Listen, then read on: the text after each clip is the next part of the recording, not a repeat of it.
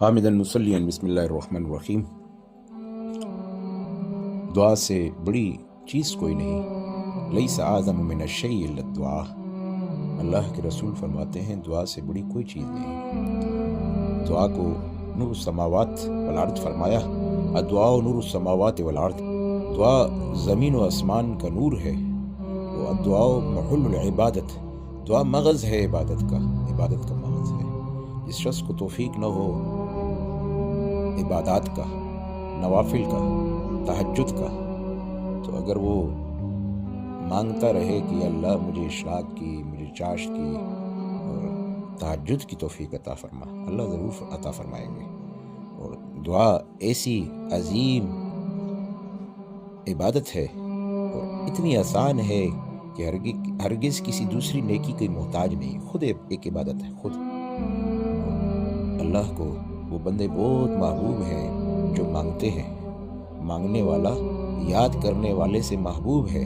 اس کی بنا یہ ہے کہ یاد کرنے والے تو جو ہے تمام مخلوقات ہے، تمام تسبیح شجر و حجر سب کر رہے ہیں، لیکن اللہ تعالیٰ نے انسان کے لیے شر و خیر دونوں پیدا فرمائی۔ تو جب شر پیدا فرمایا تو شر کی اللہ سے پناہ مانگنا، اللہم انی اعوذ بک من الفتن، تو شر کی پناہ۔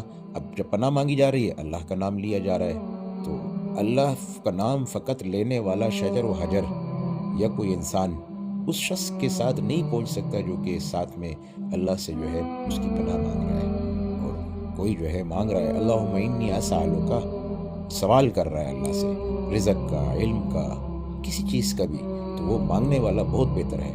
نام بھی اللہ کا لے رہا ہے، ذکر بھی کر رہا ہے اور ساتھ میں مانگ بھی رہا ہے۔ اس لیے اگر دیکھا جائے تو رسول اللہ صلی اللہ علیہ وسلم نے وظائف اتنے تقسیم نہیں کیے، صحابہ کرام رضی اللہ عنہم اجمعین کو اتنے وظیفے نہیں دیے جتنے کہ رسول اللہ صلی اللہ علیہ وسلم نے دعائیں عطا فرمائیں۔ صبح شام کی ہر جگہ پہ، ہر آن ہر گھڑی محل موقع پر جو ہے دعائیں بتائیں گئی، جس کو دعائیں معصورہ کہا جاتا ہے۔ ہر کچھ مانگنا بتایا، یہاں تک کہ فرمایا کہ اگر آپ کی چپلی کا تسمہ ٹوٹ جائے تو وہ بھی اللہ سے مانگو۔ تو دعاؤں کا اہتمام ہونا چاہیے۔ کثرت سے افسوس ان عورتوں پر جو کہ مائیں بہنیں جو ہیں مصلے پہ بیٹھ کے اللہ سے مانگتی ہی نہیں ہے، وہ کہ مصلے کے لیے بھی لازم نہیں کیا کہ مصلے پہ ہی مانگو، چلتے پھرتے اٹھتے بیٹھتے کچن میں ہو، کہیں ہو، کچھ بھی کر رہے ہو، اللہ سے مانگتے رہو۔ نحن اقرب من حبل الورید، اللہ تعالیٰ کہتے ہیں میں تیری شہرک سے زیادہ قریب ہوں۔ دل سے بھی مانگو، زبان سے بھی مانگو۔ حضرت تھانوی رحمہ اللہ فرماتے ہیں کہ فرما رہے تھے مجلس میں کہ مانگو اللہ سے، مانگو اللہ سے مانگو۔ تو حضرت مجذوب رحمہ اللہ نے فرمایا کہ حضرت کسی کے پاس جھولی ہی نہ ہو، تو فرمایا کہ رسول اللہ صلی اللہ علیہ وسلم نے جو نا بتایا کہ وہ جھولی بھی اللہ سے مانگو، وہ جھولی بھی اللہ ہی سے مانگو۔ وہ کیسے؟ اللہم انی اسألک خیر المسألہ، یا اللہ میں سوال کرتا ہوں بہترین مانگنے کا، کہ مجھے بہترین مانگنے کا بھی طریقہ سلیقہ آ جائے۔ لہذا نماز کے بعد بھی دعائیں اور نماز سے پہلے بھی دعائیں، کثرت سے دعاؤں کا اہتمام کریں۔ اور خصوصاً جو ہے دعا وہ جو کہ ربنا ربنا قرآن کی انبیاء علیہ السلام کی دعائیں ہیں، اس کا بھی اہتمام کریں، اور ساتھ ہی دعائیں معصورہ کا اہتمام کریں۔ جو دعائیں رسول اللہ صلی اللہ علیہ وسلم سے ثابت ہیں ان کا بھی اہتمام کریں۔ اور دعائیں معصورہ اور ربنا انبیاء مرسلین کی دعائیں، یہ تو رکوع اور سجدے میں بھی مانگی جا سکتی ہیں، رکوع اور سجدے میں بھی مانگی جا سکتی ہیں۔ افسوس ہے ان مرد و زن پر جو کہ شیخوخیت کی عمر میں پہنچ جائے 50 سال کی، اور پھر بھی اللہ سے مانگنا نہ آئے، اس کو دعا کرنا نہ آئے۔ وہ اس لیے کہ رسول اللہ صلی اللہ علیہ وسلم نے فرمایا کہ الشیخ فی قومہ کالنبی فی بنی اسرائیل، شیخ اپنی قوم میں جو ہے بنی اسرائیل کی انبیاء کی سی ہے۔